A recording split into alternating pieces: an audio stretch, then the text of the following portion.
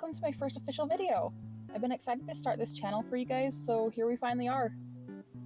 Today, I wanted to start off with something simple, so we're doing a 2-page collage and chatting about BTS. So let's get started. So BTS is actually the first group I started standing. A little cliche, but that's alright. Although they weren't the first K-pop artists that I had heard. Gangnam Style was really popular in 2012 during my middle school years, and I had heard some songs from groups like 2PM and Big Bang, even though I didn't realize it until I heard them for the first time again years later. I actually ended up finding BTS by chance. Probably like a lot of other people, especially around the time I did. Danger, more specifically the Mo Blue mix, showed up in my recommendations one day. Thought the thumbnail looked interesting, so I clicked into it and thus began my upward spiral into K-pop. I was fortunate enough to learn that there was a comeback soon after I had started listening to them. This was 2016, right before Wings came out, so I was able to have Blood, Sweat, and Tears as my first comeback with them.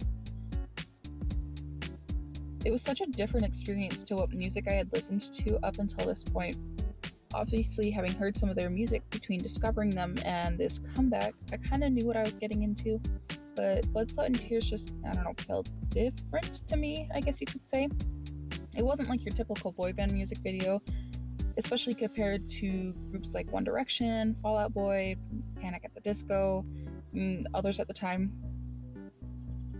I was really interested to see that the choreography was actually a huge part of the music video and the music itself too.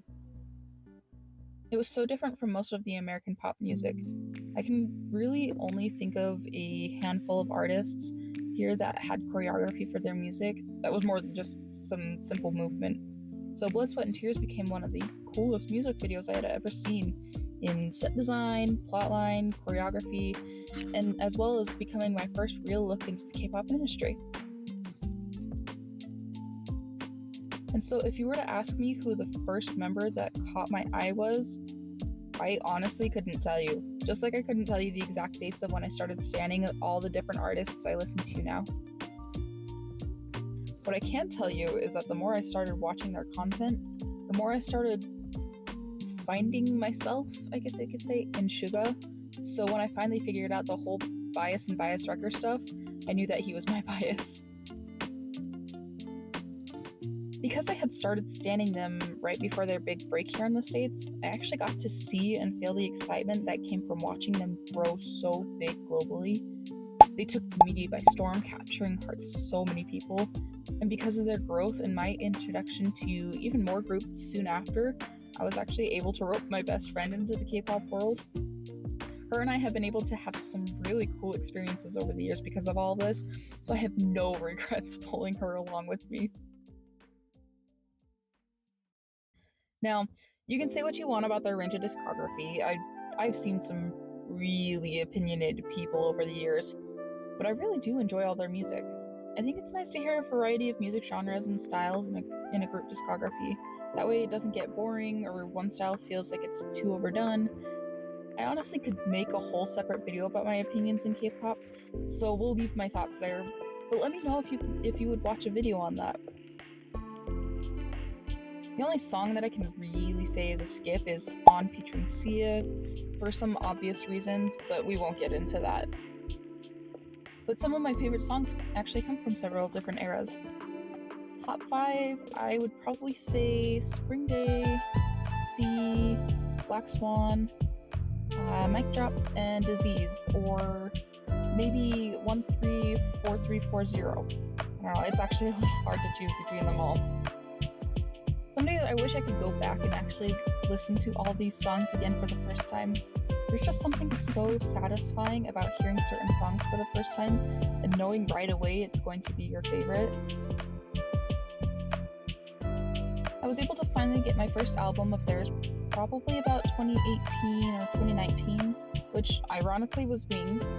So it wasn't anything too extravagant, just, a little booklet of their concept photos, the CD, the photo card. So little compared to what most groups put in their albums now, but I still cherish those simpler albums. at the time, most stores didn't carry any K-pop albums, or if they did, it wasn't very many. Maybe some BTS and GOT7, and maybe another random one or two other groups. So I got pretty lucky being able to find it. And still to this day, we don't have a single K-pop store in my state, despite having a decent sized community around here. Maybe one day.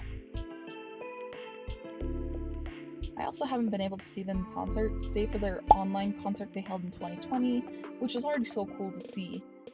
But I can't imagine how much cooler it'll be to see them perform live. So hopefully when they come back in full, I'll be able to have the opportunity to go to a concert of theirs. I am so happy to see how far they've grown over the years. Now, from a handful of kids with dreams to global sensations loved by practically everyone and their mom. They've even been able to shine individually with their solo work, and I couldn't be any happier. You can tell that they all really enjoy doing the things that they're doing. I hope that they'll be able to continue doing their passions, whether that be music, acting, or anything else they might decide to pick up. I really admire them as artists. They were truly one of the first groups that I really enjoyed listening to their music and watching their content. The messages that they wrote into their songs, especially during the Love Yourself era, I think really helped me define who I was trying to become and partly who I am today.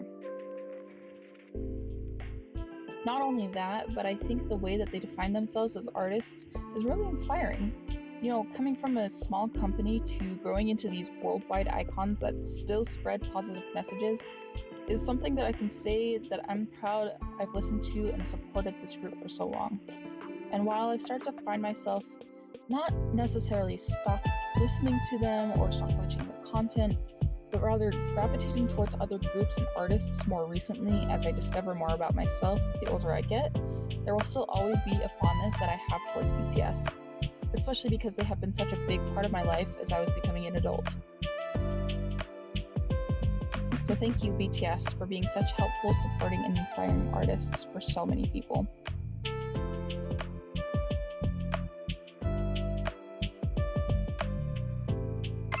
And here's the finished product. Super simple, but I hope you like it. That's all I have for you guys today, so if you like this, press the like button, subscribe if you haven't already, and comment your thoughts down below.